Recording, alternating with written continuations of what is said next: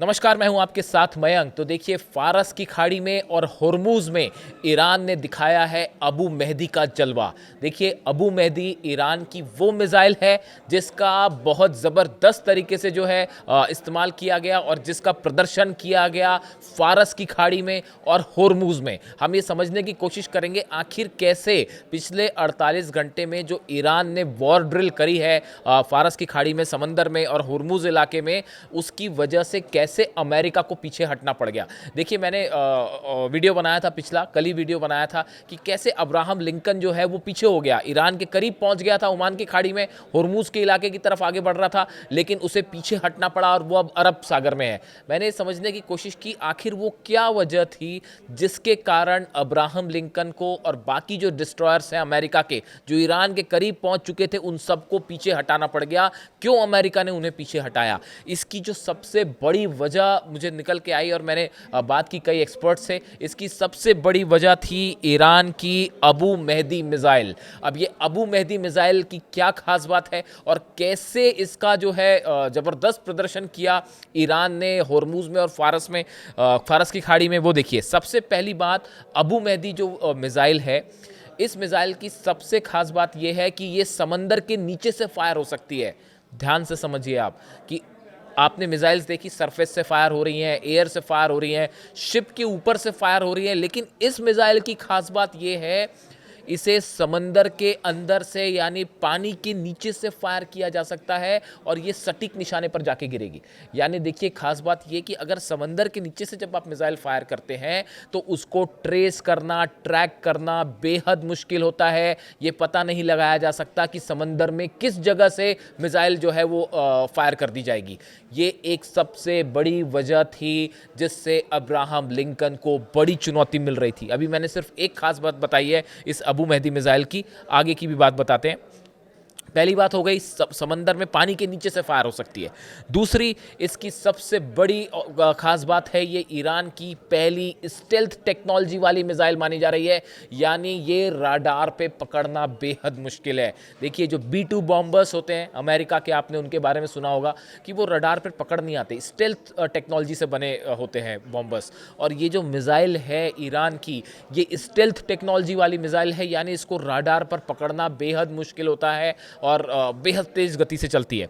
ये दूसरी खास बात है। तीसरी खास बात, ये अपना रास्ता बदल लेती है, यानी हवा में टारगेट चेंज कर लेती है। देखिए, आपने मिसाइल फायर की, सामने से उसको इंटरसेप्ट करने के लिए मिसाइल फायर हुई, लेकिन ये अपना रास्ता बदल लेगी और अपना टारगेट चेंज कर लेगी। यानी ये एक ऐसी मिसाइल है जो कि हवा में अपने इसके लक्ष्य को जो है बदला जा सकता है। ये इसकी तीसरी खास बात है। इसकी चौथी खास बात, इसकी रेंज है 2500 किलोमीटर। आप अबू मेहदी मिसाइल अगर सर्च करेंगे तो आपको जनरली ये पता चलेगा कि 1000 किलोमीटर रेंज है, जबकि हकीकत ये है कि इस बार फारस की खाड़ी में जो मिसाइल टेस्ट किए हैं ईरान ने, अबू मेहदी मिसाइल जो टेस्ट किया है, इसकी जो लेटेस्ट इंफॉर्मेशन आ रही है कि इसकी रेंज है 2500 किलोमीटर। यानी कि ये वो रेंज थी जिसमें अब्राहम लिंकन उसकी जद में आ रहा था। ये एक बड़ा चैलेंज हो जाता अब्राहम लिंकन के लिए कि अगर ये मिसाइल्स फायर कर दी जाती।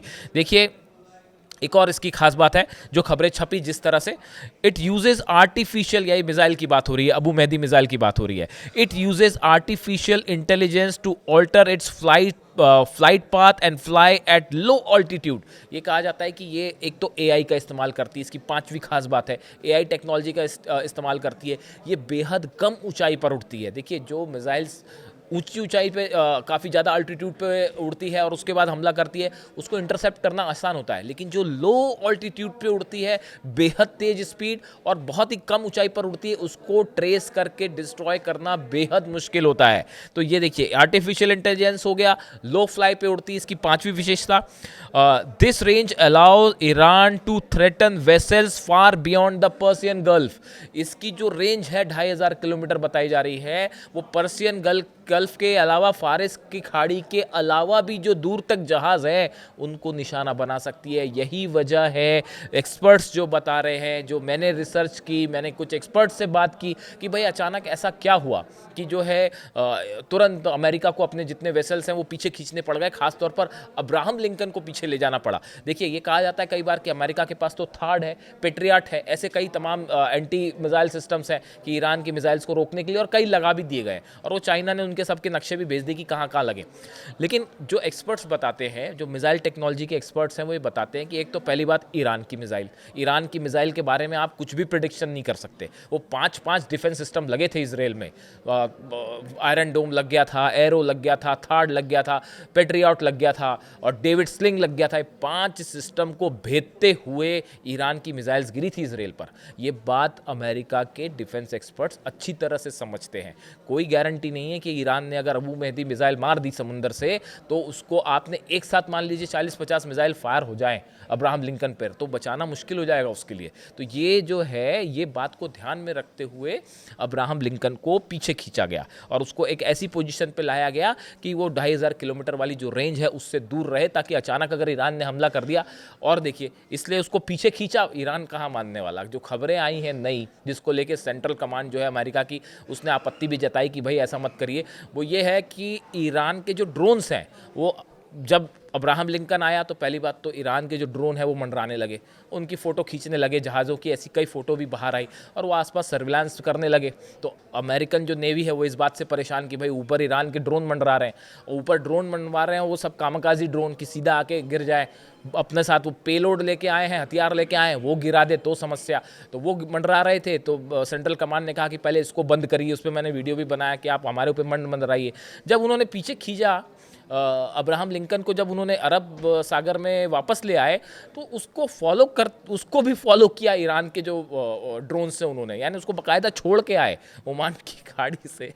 फारस की खाड़ी, जो हॉर्मुज इलाका है, ओमान की खाड़ी वाला जो इलाका है जहाँ पे ये जहाज़ पहुँच गया था, जब वो पीछे हटना शुरू हुआ तो ईरान के ड्रोन बाकायदा उसको फॉलो करते रहे, ऐसी खबरें आ रही है। और वो बाकायदा उसको छोड़ के आए कि अरब सागर तक पहुँच गया, उसको फॉलो करते रहे, ऐसी भी खबरें। तो देखिए, कुल मिला के जो बात मैं कहना चाह रहा हूँ ये कि इस बात को, अगर आप जब वॉर की बात होती है, वॉर टेक्नोलॉजीज़ की बात होती है, मिसाइल्स की बात होती है, तो हर बारीकी पे नज़र रखी जाती है। और बताया जा रहा है कि ये अबू मेहदी जो मिसाइल है, एक तो बहुत एक्यूरेट मिसाइल भी मानी जा रही है कि इसका निशाना बड़ा सटीक होता है, और ये जो है 2500 किलोमीटर रेंज और समंदर के नीचे से फायर होने वाली, ये एक बड़ी एडवांसमेंट है जो ईरान ने किया है अपनी मिसाइल्स को लेकर। और बताया जाता है इसकी ये बड़ी वजह रही, ये मिसाइल बड़ी वजह रही कि अमेरिका ने पीछे खींचे जहाज। अब एक छोटी सी हिस्ट्री आप अगर जानना चाहें कि अबू मेहदी मिसाइल का नाम, अबू मेहदी इस मिसाइल का नाम क्यों रखा गया। अबू मेहदी मिसाइल का नाम इराकी कमांडर अबू मेहदी अल मुहंदिस के नाम पर रखा गया है, जो इराक की पॉपुलर मोबिलाइजेशन यूनिट्स के उप प्रमुख थे। इस ईरानी नौसैनिक क्रूज मिसाइल का अनावरण 20 अगस्त 2020 को किया गया था, जब पहली बार ईरान ने बताया था कि हम ये मिसाइल बना रहे हैं, और वो 2020 की बात है। और गौर करने वाली बात, जिससे ये जो इनकी बात हो रही है, अबू मेहदी अल मुहंदिस जिनकी बात हो रही है, अबू मेहदी अल मुहंदिस, इनके नाम पर ही ये मिसाइल रखी गई है। ये इराक के कमांडर थे, और ये जो हैं कासिम सुलेमानी साहब जो थे, जो शहीद हुए इराक में, अमेरिका ने हमला किया था और उस हमले में वो शहीद हुए थे, और उनके साथ ये भी मौजूद थे, और इनकी भी मौत उसी हमले में हुई थी। और जिसके बाद जो है अली खामेनी साहब ने भी जब बयान दिया था, कासिम सुलेमानी साहब की जब शहादत हुई, उसके बाद जो है बयान आया था अली खामेनी साहब का, तो उन्होंने इनका भी जिक्र किया था, अबू मेहदी अल मुहंदिस जो है, इनका भी जिक्र किया था। उन्होंने कहा था ईरानी राष्ट्र महान मेजर जनरल सुलेमानी और उनके साथ शहीद हुए अन्य शहीदों, विशेष रूप से महान अबू मेहदी अल मुहंदिस की स्मृति का सम्मान करेगा, और मैं पूरे देश में 3 देशों के शोक की घोषणा करता हूं। मैं उनके परिवार के प्रति संवेदना और सहानुभूति व्यक्त करता हूं।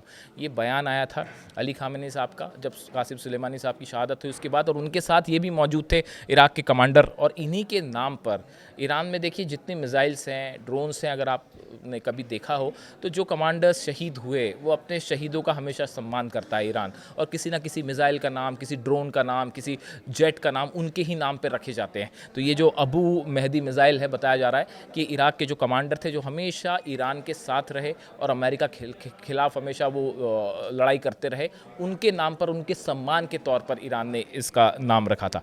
अब देखिए, जो ऐसी की खबरें हैं पिछले कुछ समय में कि अमेरिका और ईरान के बीच में बातचीत की स्थिति बन रही है, और ये कहा जा रहा है कि आने वाले शुक्रवार को बातचीत हो सकती है इस्तांबुल में। लेकिन अभी इसमें बड़ी सारी चीज़ें हैं जो बीच में हैं, और एक नई खबर आनी शुरू हो गई है जिसको लेकर हम अलग से वीडियो करेंगे कि एक बार फिर इजराइल, ऐसा बताया जा रहा है, कुछ जगह ऐसी चर्चाएं हैं कि अचानक इजराइल में बड़ा मिलिट्री मूवमेंट और एयर फाइटर जेट्स की तैयारी शुरू हो गई है। तो यानी क्या अमेरिका पीछे हुआ और क्या इजराइल के जरिए हमले का प्लान है?